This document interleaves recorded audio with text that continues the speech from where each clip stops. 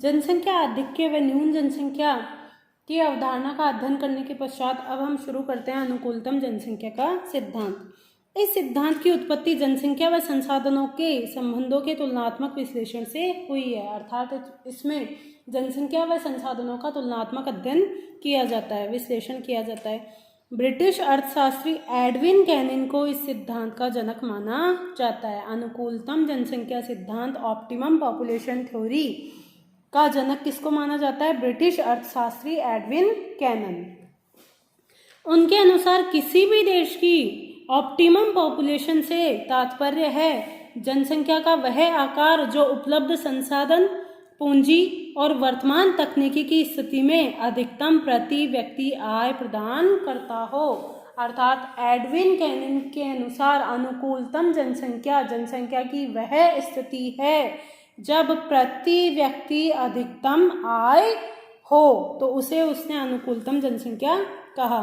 यदि वास्तविक जनसंख्या अनुकूलतम से अधिक होती है तो वह देश अति जनसंख्या का क्षेत्र बन जाता है। ठीक इसके विपरीत यदि वास्तविक जनसंख्या अनुकूलतम जनसंख्या ऑप्टिमम पॉपुलेशन से कम होती है तो वह देश न्यून जनसंख्या का क्षेत्र बन जाता है।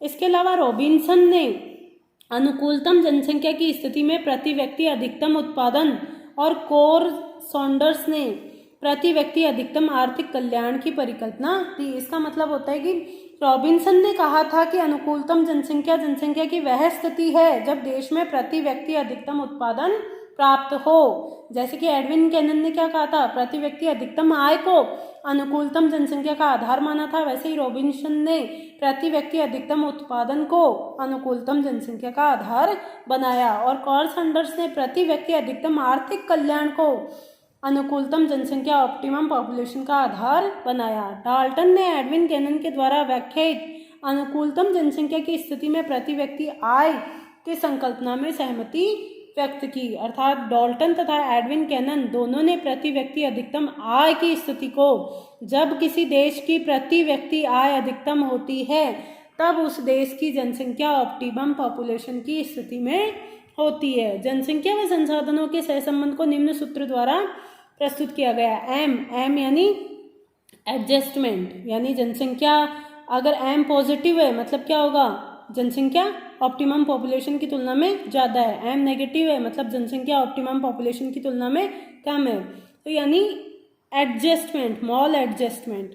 ए है वास्तविक जनसंख्या, किसी भी क्षेत्र की वास्तविक जनसंख्या। ओ है किसी भी क्षेत्र की ऑप्टिमम पॉपुलेशन।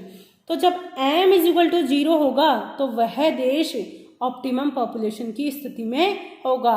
एम अगर पॉजिटिव होगा तो वह देश जनसंख्या आधिक्य की स्थिति में होगा, और अगर एम नेगेटिव होगा तो वह क्षेत्र न्यून जनसंख्या की स्थिति में होगा। तो जैसे जैसे ये मान लो एम, उन्होंने मान लिया एम यहाँ पर 0 है, यानी जनसंख्या अनुकूलतम जनसंख्या के स्तर पे है, तो अनुकूलतम जनसंख्या के से कम जनसंख्या होने पर अल्प जनसंख्या की स्थिति होगी। और इसमें भी क्या होगा? इसमें क्या होगा? जैसे जैसे जनसंख्या बढ़ती जाएगी, जब तक वह अनुकूलतम जनसंख्या के स्तर पर नहीं पहुंच जाती, यानी न्यून जनसंख्या वाले क्षेत्र में जब जनसंख्या बढ़ती रहेगी और वो अनुकूलतम जनसंख्या के स्तर को प्राप्त कर लेगी, तब तक प्रति व्यक्ति आय में बढ़ोतरी होगी। और एम वाले क्षेत्र यानी अनुकूलतम ऑप्टिमम पॉपुलेशन वाली स्थिति में प्रति व्यक्ति आय सर्वाधिक होगी, अधिकतम होगी, इधर की तरफ बढ़ेगी।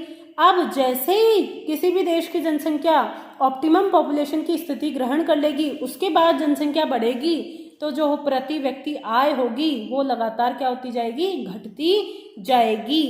अर्थात जनसंख्या, यह क्षेत्र यानी वह देश जनसंख्या आधिक्य वाला देश बन जाएगा। यदि एम धनात्मक है तो जनाधिक्य होगा। देखो एम धनात्मक है, एम धनात्मक कब होगा? जब ए की मात्रा एम ओ से यानी ऑप्टिमम पॉपुलेशन की तुलना में जनसंख्या अधिक होगी, तभी तो एम धनात्मक होगा। तो ऑप्टिमम पॉपुलेशन की तुलना में जब जनसंख्या अधिक होगी तो वह क्षेत्र जनाधिक्य वाला क्षेत्र कहलाएगा, और यहाँ पर प्रति व्यक्ति आय क्या होगी? लगातार घटती जाएगी।